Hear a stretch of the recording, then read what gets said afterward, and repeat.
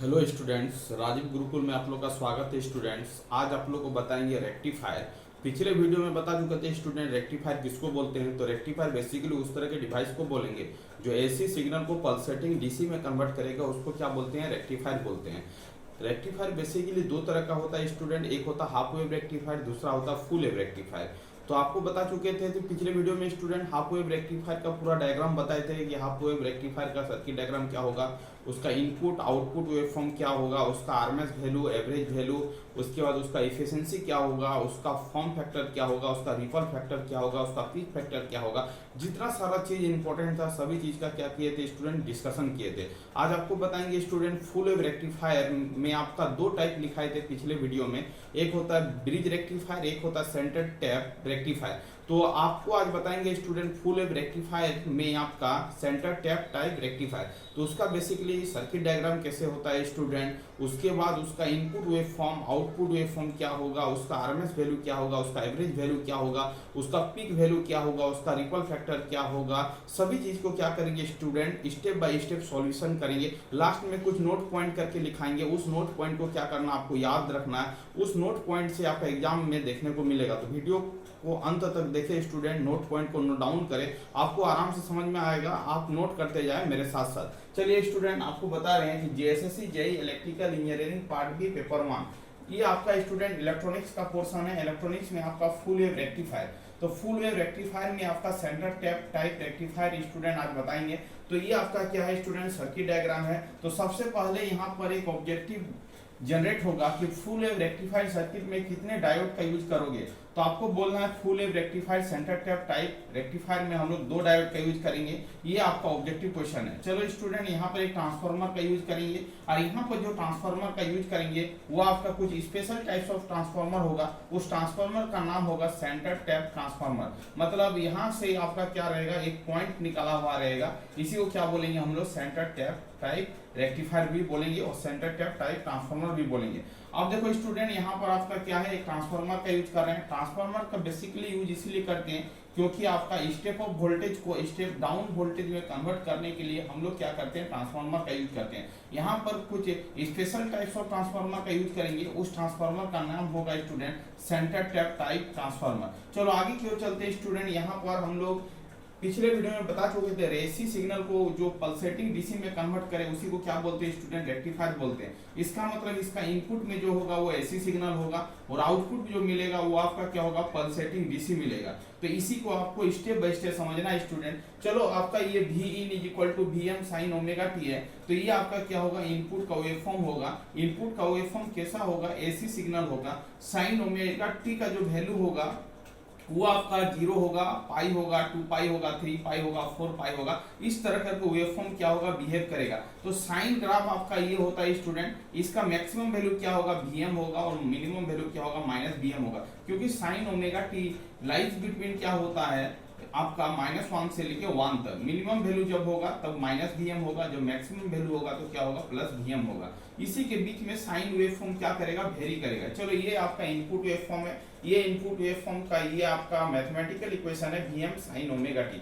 चलो स्टूडेंट आगे की ओर बढ़ते हैं। इनपुट का 2 पार्ट है, आप ही बताओ। जब इनपुट जो वेरिएशन कर रहा है, इनपुट का 2 पार्ट है, एक पार्ट आपका पॉजिटिव है, दूसरा पार्ट आपका क्या है, निगेटिव है। इनपुट का 2 पार्ट है, एक पॉजिटिव पार्ट है, दूसरा क्या है, निगेटिव पार्ट है।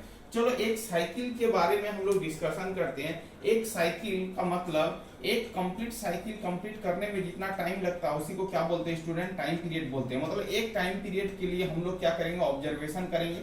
यहाँ से लेके यहाँ तक ऑब्जर्वेशन यदि कर लेंगे तो अगेन आपका वही सिमिलर स्टाइल क्या होगा, रिपीटेशन होगा। फिर आपका क्या होगा, सिमिलर स्टाइल रिपीटेशन होगा। इसका मतलब एक साइकिल को बढ़िया से स्टडी करना है। इसका ये इनपुट वेव फॉर्म है, आपसे पूछेगा कि इनपुट वेव फॉर्म और आउटपुट वेव फॉर्म क्या होगा, तो उसको आपको क्या करना, टिक आउट करना। चलो आगे की ओर चलते हैं। अब देखो स्टूडेंट, जब भी इनपुट ले रहे हो तो इनपुट का 2 पार्ट है, पॉजिटिव निगेटिव, इस तरह करके वेव फॉर्म क्या कर रहा है, वेरी कर रहा है। चलो पॉजिटिव पार्ट को पहले कंसीडर करते हैं, ये आपका क्या है, पार्ट 1 है। ये पॉजिटिव पार्ट को हम लोग क्या करते हैं, पहले कंसीडर करते हैं। ये आपका क्या पार्ट 1 है, ये आपका क्या है, पार्ट 2 है। चलो ये आपका क्या है स्टूडेंट, पार्ट 1 है, और ये आपका क्या है, पार्ट 2 है। पहले हम लोग पार्ट 1 का स्टडी करेंगे, उसके बाद हम लोग क्या करेंगे, पार्ट 2 का स्टडी करेंगे और देखेंगे कि इसका आउटपुट का वेवफॉर्म क्या हो रहा है। चलो स्टूडेंट आगे की ओर चलते हैं। केस नंबर 1, केस नंबर 1 में जो ओमेगा टी है वो लाइज कर रहा है 0 से लेके कहां तक, पाई तक। जब 0 से लेके पाई तक लाइज करेगा, इसका मतलब वेवफॉर्म का नेचर क्या हो रहा है, पॉजिटिव से नीचे की ओर आ रहा है, पॉजिटिव से कहां जा रहा है, निगेटिव की ओर जा रहा है। अब देखो यहाँ पर उसी ग्राफ को, सॉरी उसी फिगर को क्या कर रहे हैं, फिर अगेन क्या कर रहे हैं, यहाँ पर ड्रॉ कर रहे हैं। चलो उसी ग्राफ को हमने ड्रॉ कर दिया। अब देखो यहाँ पर जब ये केस हो रहा है, ओमेगा टी 0 से लेके पाई हो रहा है, तो ये आपका पॉजिटिव से कहां जा रहा है, निगेटिव की ओर जा रहा है। पॉजिटिव से कहां जा रहा है, निगेटिव। ये पॉजिटिव पार्ट होगा, ये निगेटिव पार्ट होगा। ट्रांसफार्मर एक दूसरे से म्यूचुअली कनेक्टेड होता है। ये ट्रांसफार्मर का ये प्राइमरी साइड है स्टूडेंट, और ये आपका क्या है, सेकेंडरी साइड है। यदि प्राइमरी साइड का अपर पार्ट पॉजिटिव है और प्राइमरी साइड का लोअर पार्ट निगेटिव है, तो सेकेंडरी साइड का अपर पार्ट पॉजिटिव होगा और लोअर पार्ट क्या होगा, निगेटिव होगा। ये प्लस होगा तो ये माइनस होगा, ये माइनस है तो ऑलरेडी ये क्या होगा, प्लस होगा। सेंटर जब ट्रांसफार्मर आउटपुट साइड को क्या कर रहा है, दो भागों में डिवाइड कर रहा है। चलो आगे की ओर चलते हैं, आगे का कंडीशन को देखते हैं। डायोड, यहाँ पर डायोड कनेक्टेड स्टूडेंट। डायोड का दो टर्मिनल होता है, पिछले वीडियो में बता चुके थे, एक एनोड होता है, दूसरा कैथोड होता है। अब एनोड आपका पॉजिटिव से कनेक्टेड है, कैथोड आपका नेगेटिव से कनेक्टेड है। इसका मतलब है पहला कंडीशन में D1 आपका क्या होगा, फॉरवर्ड बायस होगा। इसका मतलब D1 आपका ऑन होगा और आपका D2 क्या हो रहा है उसको देखते हैं। तो D2 का एनोड आपका नेगेटिव से कनेक्टेड हो गया, कैथोड आपका पॉजिटिव से कनेक्टेड हो गया, जस्ट इसका अपोजिट हो गया। आपको पिछले वीडियो में बताए थे कि यदि आपका एनोड नेगेटिव से कनेक्टेड हो जाए, कैथोड आपका पॉजिटिव से कनेक्टेड हो जाए, तो डायोड आपका क्या हो जाएगा, ऑफ हो जाएगा। इसका मतलब रिवर्स बायस हो जाएगा। चलो स्टूडेंट आप ध्यान देते हैं कि इस केस में आपका D1 क्या हो रहा है, ऑन हो रहा है, D2 आपका क्या हो जाएगा, ऑफ हो जाएगा। जब ये आपका ऑफ हो जाएगा तो सर्किट आपका क्या हो जाएगा, ओपन हो जाएगा। जब आपका ओपन हो जाएगा तो I2 करंट फ्लो नहीं करेगा, क्योंकि आपका ये वाला पार्ट क्या हो गया, ओपन हो गया। क्योंकि ओपन सर्किट में करंट आपका क्या होता है, जीरो होता है। तो I1 के अक्रॉस में क्या होगा, करंट पास होगा, अपर पार्ट में करंट पास होगा। अब देखो स्टूडेंट यहाँ पर भी इन है, यहाँ पर भी क्या होगा, भी इन होगा। ये वाला पोर्शन क्या हो गया, नीचे वाला आपका ओपन हो गया। चलो यहाँ पर I1 का वैल्यू यदि निकालने का कोशिश करेंगे तो I1 का वैल्यू क्या होगा उसको देखते हैं। तो I1 का जो वैल्यू होगा स्टूडेंट, यहाँ पर इनपुट वोल्टेज है, तो आपको क्या करना, पहले I1 का वैल्यू को निकालना था। Input dividing by RL is equal to क्या हो जाएगा, I1 हो जाएगा।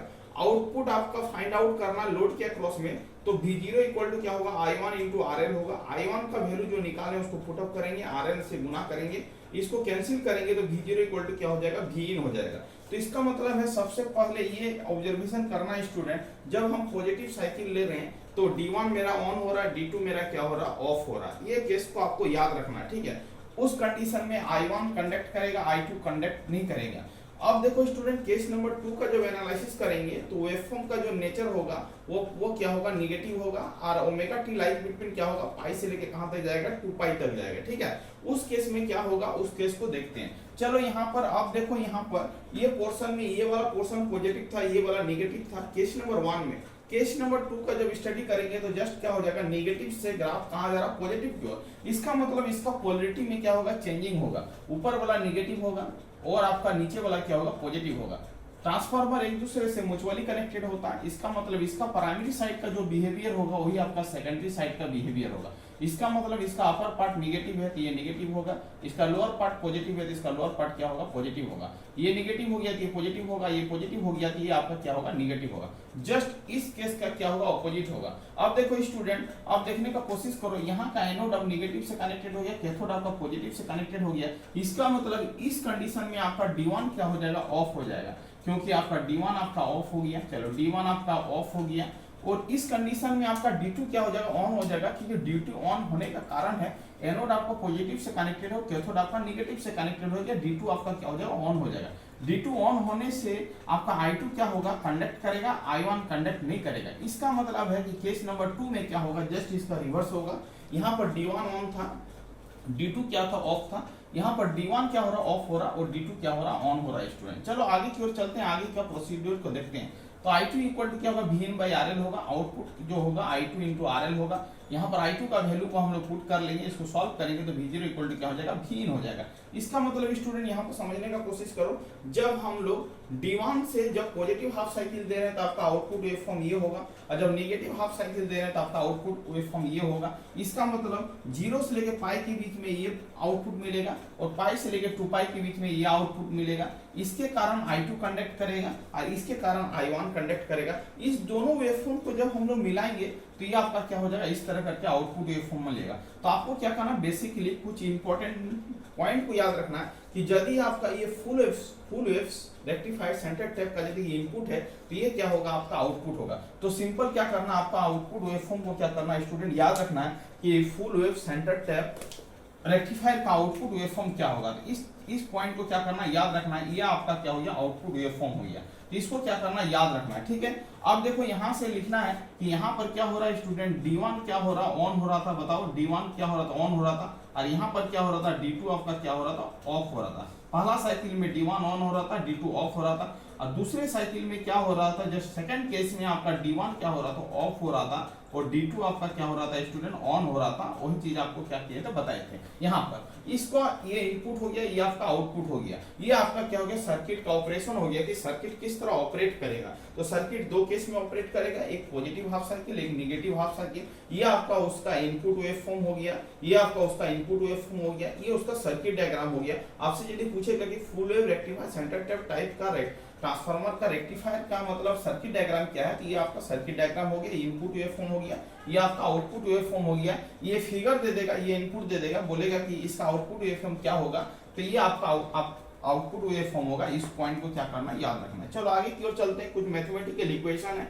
मैथमेटिकल इक्वेशन को हम लोग क्या किए हैं, डिराइव किए हैं, बट आपको डिराइव नहीं करना है, आपको जस्ट आउटपुट एक्सप्रेशन को याद रखना है। यदि एग्जाम में पूछे तो आपको सीधे डायरेक्ट रिजल्ट पर फोकस करना है, रिजल्ट ही पूछेगा, बट हम क्या किए हैं, इसको डिराइव किए हैं कि आपका रिजल्ट आ कैसे रहा। एवरेज वैल्यू निकालने के लिए बोलेगा या डीसी वैल्यू निकालने के लिए बोलेगा स्टूडेंट फुल वेव रेक्टिफायर का, तो आप कैसे निकालोगे, तो इसका कुछ बेसिक फॉर्मूला है, उसी फॉर्मूले का यूज करके हम लोग क्या करेंगे, इसको फाइंड आउट करेंगे। तो V average is equal to 1/t, t होता है टाइम पीरियड स्टूडेंट, 0 से लेकर t, V इन d ओमेगा t होता है, ये बेसिक फॉर्मूला होता है। इस फॉर्मूले को क्या करना, याद रखना है। Average value is equal to होता है 1/t इंटीग्रेशन 0 से लेकर t, V इन d ओमेगा t। चलो स्टूडेंट आगे की ओर चलते हैं, इसका टाइम पीरियड को देखते हैं कि इसका टाइम पीरियड क्या होगा। तो देखो यहाँ से लेके यहाँ तक एक टाइम पीरियड होगा, एक साइकिल का जो रिपीटेशन हो रहा है वो पाई ड्यूरेशन में हो रहा है, फिर अगेन क्या हो रहा है, यही वाला वेवफॉर्म क्या हो रहा है, अगेन रिपीटेशन हो रहा है। इसका मतलब इस साइकिल का जो टाइम पीरियड होगा t इक्वल टू क्या होगा, पाई होगा। तो t के जगह पर पाई पुट करेंगे, t के जगह पर पाई पुट करेंगे। vn का जो वैल्यू होगा स्टूडेंट वो आपका vn sin ओमेगा t होगा, vm sin ओमेगा t होगा। जस्ट हम लोग इंटीग्रेशन का लॉजिक लगाएंगे और इंटीग्रेशन करके सॉल्व करेंगे। vm आपका कांस्टेंट टर्म है, 1/पाई गुना vm हो जाएगा, और sin ओमेगा t का integration minus cos omega t होता है। अपर लिमिट पाई होगा, लोअर लिमिट 0 होगा। यहाँ पर अपर लिमिट लोअर लिमिट को पुट करेंगे स्टूडेंट। ये नेगेटिव साइन है, इस नेगेटिव साइन को रिमूव करने के लिए इसका लिमिट को हम लोग क्या कर सकते हैं, पोजीशन को इंटरचेंज कर सकते हैं। 0 ऊपर चला जाएगा, पाई नीचे आ जाएगा। चलो आगे की ओर चलते हैं। अब इसका लिमिट को पुट करेंगे, अपर लिमिट 0 है तो cos 0 हो जाएगा, माइनस ऑफ cos पाई हो जाएगा।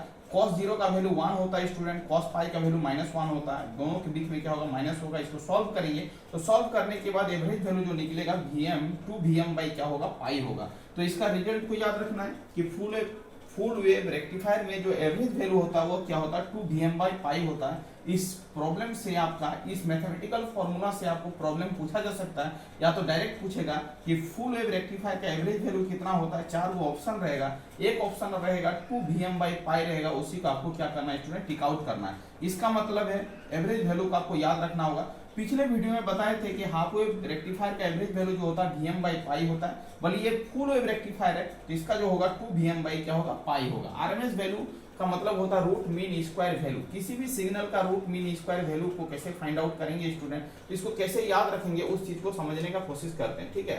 मीन का मतलब होता है एवरेज, और एवरेज का क्या करना है, स्क्वायर करना, स्क्वायर करके क्या करना, रूट करना। ये फॉर्मूला बेहद ही इजी है, इसको याद रखने का तरीका देखो।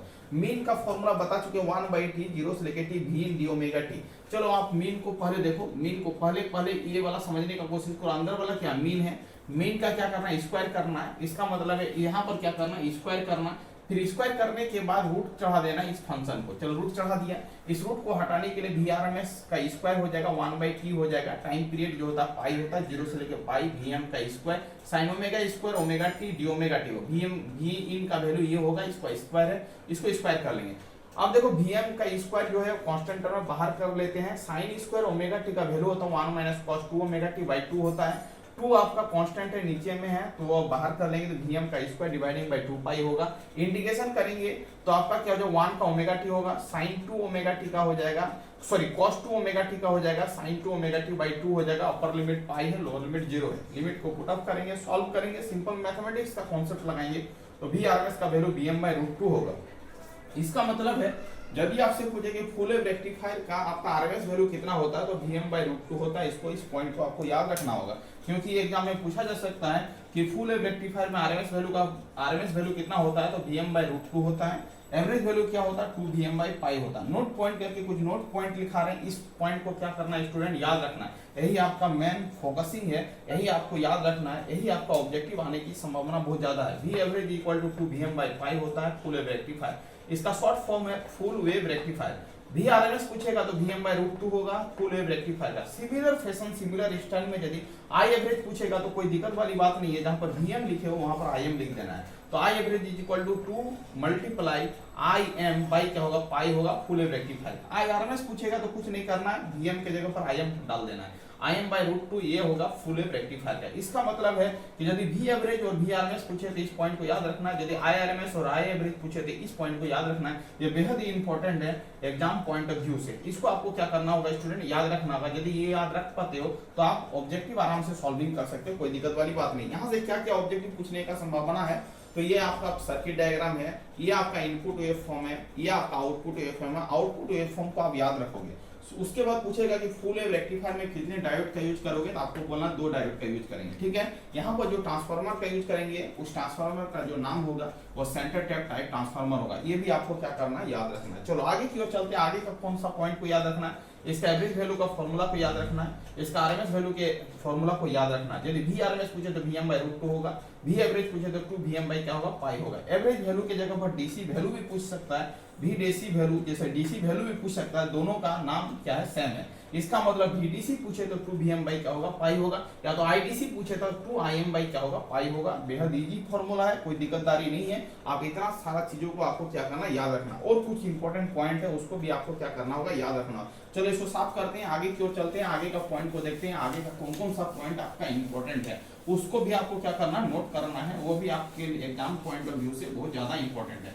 चलो स्टूडेंट आगे की ओर चलते हैं। इसका आप क्या पूछेगा, फॉर्म फैक्टर पूछेगा कि इस सिग्नल का फॉर्म फैक्टर आप कैसे फाइंड आउट करोगे। चलो फॉर्म फैक्टर निकालने का जो फॉर्मूला होता है वो आपको याद रखना होगा।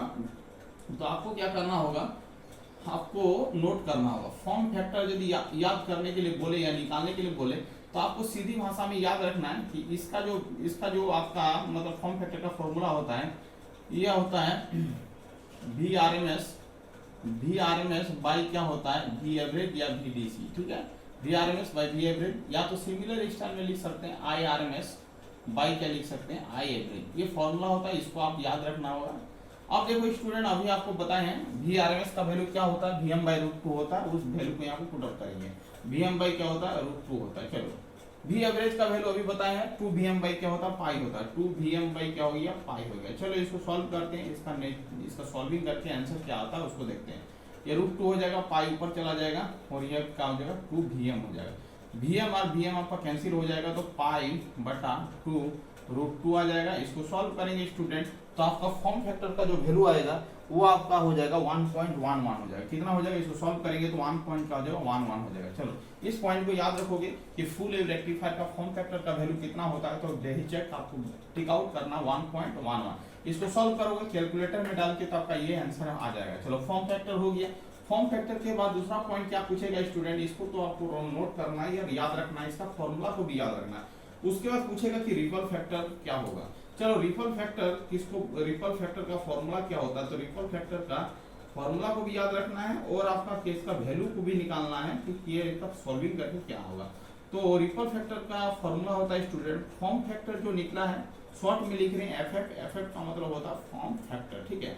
फॉर्म फैक्टर का स्क्वायर -1 होगा, इसका ये फॉर्मूला होता है, इसको याद रखना। 1.11 का क्या होगा, स्क्वायर होगा -1 होगा। इसको सॉल्व करोगे तो 0.482 आता है। 0. क्या होता है, 0.482 आता है, 0.482 आता है, ठीक है। ये आपका रिपल फैक्टर होता है। इसका पूछेगा कि आपसे कि full wave rectifier centre tap में आपका रिपल फैक्टर का वैल्यू कितना होता है, इस वैल्यू को आपको याद रखना होगा। जब वैल्यू याद रखोगे तभी आप टिक आउट कर पाओगे, अदरवाइज टिक आउट करना थोड़ा डिफिकल्ट हो जाएगा। तो ये आपको याद रखना है, रिपल फैक्टर, फॉर्म फैक्टर भी याद रखना है। अब उसके बाद पूछेगा कि इसका पीक फैक्टर का वैल्यू कितना होता है। चलो ये भी पॉइंट को क्या करना है, याद रखना है। अब देखो पीक फैक्टर का वैल्यू को आपको याद रखना होगा, तो पीक फैक्टर का फॉर्मूला को याद रखना होगा। फॉर्मूला यदि याद रहेगा तो आपको याद हो जाएगा। पीक फैक्टर का मतलब होता है पीक वैल्यू डिवाइडिंग बाय क्या होता है, आरएमएस वैल्यू। डिवाइडिंग बाय क्या होता है बताओ तो, आरएमएस वैल्यू होता है, रूट मीन स्क्वायर वैल्यू होता है, ठीक है। चलो अब तो पीक फैक्टर निकालना है। पीक वैल्यू कितना होता है बताओ तो, वीएम होगा, क्योंकि इसका मैक्सिमम वैल्यू क्या होता है, वीएम होता है। मैक्सिमम वैल्यू क्या होता है, वीएम होता है, तो ये वीएम हो जाएगा। चलो पीक वैल्यू वीएम हो जाएगा, और आरएमएस वैल्यू तो आपको अभी सिखाया है, वीएम बाई क्या होगा, √2 होगा। चलो वीएम बाई क्या हो जाएगा, √2 हो जाएगा। चलो इसको सॉल्व कर लेते हैं। सॉल्व करेंगे तो क्या हो जाएगा, वीएम, और नीचे में क्या हो जाएगा, वीएम, और √2 नीचे में तो ये ऊपर चला जाएगा। इसको सॉल्व करेंगे तो कैंसिल हो जाएगा, √2 आ जाएगा। इसका मतलब इसको याद रखना है, इसका पीक फैक्टर का वैल्यू होगा √2। ये भी पॉइंट को आपको याद रखना होगा, ठीक है। तो ये पॉइंट को भी आपको क्या करना है, याद रखना। पीक फैक्टर का वैल्यू क्या होगा, √2 होगा। रिपल फैक्टर का वैल्यू 0.482 होगा। फॉर्म फैक्टर का वैल्यू 1.11 होगा। ये भी पॉइंट को याद रखना। चलो आगे क्यों चलते हैं, आगे का कंटेंट को देखते हैं। इसका इफिशिएंसी कितना होगा, ये भी आपको इंपॉर्टेंट है। इफिशिएंसी कितना होगा, इफिशिएंसी का मतलब होता है स्टूडेंट पावर आउटपुट बाई क्या होता है, पावर इनपुट होता है। चलो पावर आउटपुट और पावर इनपुट को रखेंगे तो इसको सॉल्व करके देखेंगे। ये होता है 0.812 आता है, 0.182 आता है। इसको परसेंटेज में कन्वर्ट करेंगे तो 81 क्या होता है, 2% होता है, ठीक है। आपको ये पॉइंट को याद रखना है सीधी भाषा में कि इसका एफिशिएंसी कितना होता है, 81.2% होता है। इसको याद रखने का बेहद इजी तरीका है। आपको हाफ वेव रेक्टिफायर में आपको बता चुके थे, हाफ वेव रेक्टिफायर का एफिशिएंसी जो होता है 40.6% होता है। ये आपका क्या हाफ वेव रेक्टिफायर है। एक का याद रख लेंगे, दूसरा ऑटोमेटिक याद हो जाएगा। हाफ का ये होता है तो फुल का क्या होगा, इसका 2 गुना होगा, 6 दूनी 12 हो जाएगा, ये 1 हो जाएगा, 4 दूनी 8 हो जाएगा। इसको 2 से गुना करोगे तो इतना परसेंटेज ये निकलेगा। ये क्या हो जाएगा, फुल वेव रेक्टिफायर का एफिशिएंसी हो जाएगा। तो आपको हाफ वेव रेक्टिफायर का एफिशिएंसी पता है तो उसको 2 से गुना कर दो तो आपका क्या हो जाएगा, फुल वेव रेक्टिफायर का एफिशिएंसी निकल जाएगा।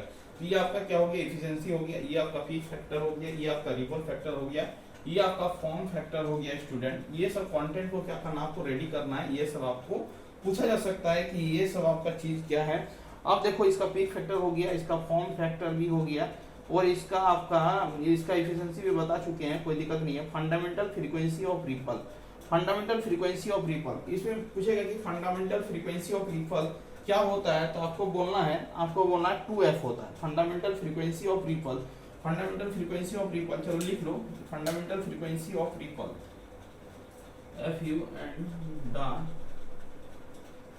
फंडामेंटल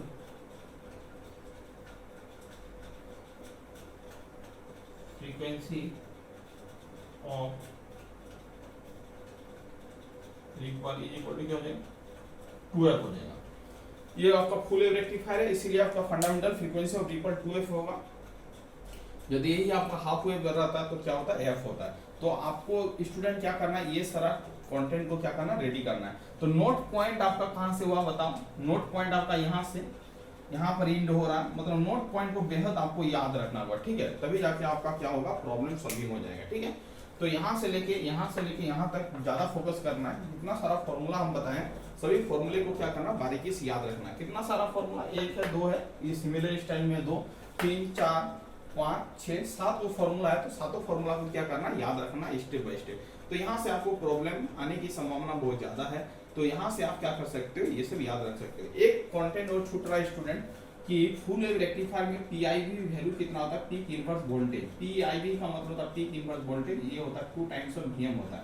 इसको भी आपको क्या करना, याद रखना है, ठीक है। पीक इनवर्स वोल्टेज पूछेगा कि peak inverse voltage of a full wave rectifier कितना होता है, तो आपका ऑप्शन रहेगा वीएम, 3 2 4 तो आपको टिक करना है 2 में, ठीक है। तो पीक इनवर्स वोल्टेज इसका फुल नेम है पीक। पी का मतलब पीक, आई का मतलब इनवर्स, वी का मतलब वोल्टेज। तो आपको क्या करना है स्टूडेंट, यहाँ से लेके यहाँ तक कंटेंट को रेडी करना है। यदि ये कंटेंट रेडी कर लेते हो तो रेक्टिफायर का आपका फुल वेव रेक्टिफायर पूरा कंटेंट रेडी हो जाएगा। नेक्स्ट वीडियो में बताएंगे student bridge rectifier. Bridge rectifier का मैथमेटिकल डिडक्शन जो होगा वो आपका सब सिमिलर स्टाइल में रहेगा। सेंटर टैप का जो आपका मैथमेटिकल इक्वेशन है सब बराबर रहेगा, कुछ भी चेंजिंग नहीं होगा, सिंपल एक चीज में चेंजिंग होगा, वो पीक इनवर्स वोल्टेज में चेंजिंग आएगा। उसका जो पीक इनवर्स वोल्टेज होता है ब्रिज रेक्टिफायर का वो वीएम होता है, ठीक है। यही चेंजिंग होगा, बाद बाकी जितना सारा form factor, ripple factor, peak factor, efficiency, fundamental, ripple frequency, average value, RMS value, all are everything are equal होगा, ठीक है। सिंपल आपका पीक इनवर्स वोल्टेज क्या होगा, डिफरेंट होगा। तो नेक्स्ट वीडियो में बताएंगे स्टूडेंट ब्रिज रेक्टिफायर। जब इसको कवर कर लेंगे तो आपका रेक्टिफायर पोर्शन क्या हो जाएगा, पूरा कंप्लीट हो जाएगा। रेक्टिफायर से यदि प्रॉब्लम आएगा तो बेसिकली यहीं से प्रॉब्लम आएगा, और कुछ आने की संभावना बहुत ही कम है, 0% है। तो आपको क्या करना है, ये टॉपिक को पूरा रेडी करना है, यहाँ से लेके यहाँ तक क्या करना है स्टूडेंट, नोट्स बनाना है। नोट्स बनाने के बाद 2-4 बार रिवीजन करना है, तो आपको पूरा समझ में आएगा। Thank you student. वीडियो को फिर एंड करते हैं। यदि आप चैनल में नए आए तो चैनल को क्या करना है, सब्सक्राइब कर लेना है। वंदे मातरम स्टूडेंट।